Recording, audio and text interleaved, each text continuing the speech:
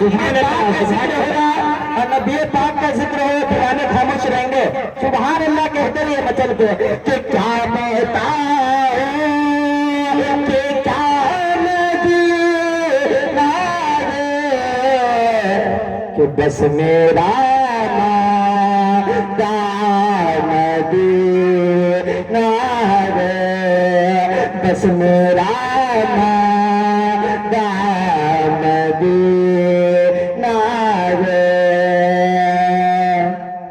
फजल है के रंग जो तेरे को देखो फजल है के रंग जो तेरे को देखो अचल बहाए हुजूर को देखो अचल बहाए हुजूर को देखो के रुख पे देखो के रुख पे देखो सुरे देखो उनके आंखों कनों तो उनके आंखों देखो जिसका देखा अरे जिसका देखा हुआ मदीना जिसका देखा हुआ मदीना कि ज़रे को भी ये शहद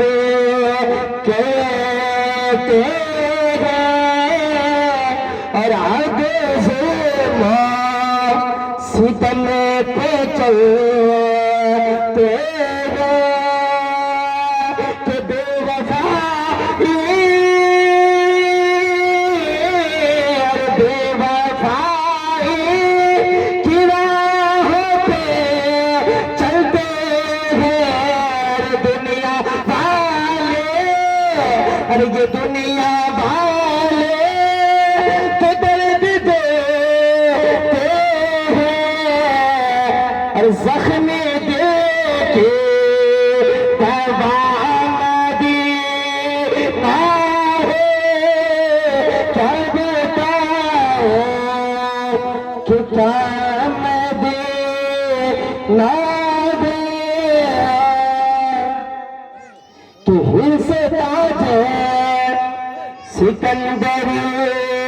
है लगे और हुस्न बनिया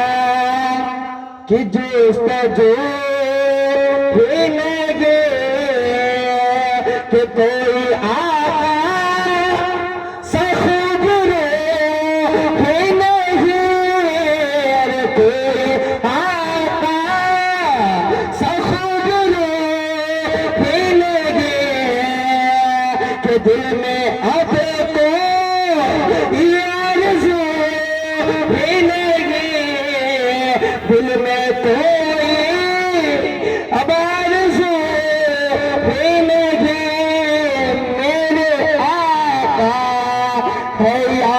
मदीना है मेरे आका है या मदीना है क्या बताऊं कि क्या मदीना है। हज़रात गिरामी मैं आप तमामी हजरात से ये कह रहा था हमारे जो मैक अपडेटर साहब हैं ये सेटिंग नहीं कर रहे। मैं जितनी देर आपके सामने पढ़ा हूँ आपने मेरा साथ दिया माशाअल्लाह सुभान अल्लाह दिल खुश हुआ है। लेकिन अपडेटर साहब से ये दुख है कि मैं मुंह सटा के पढ़ा देख रहे ना आइए और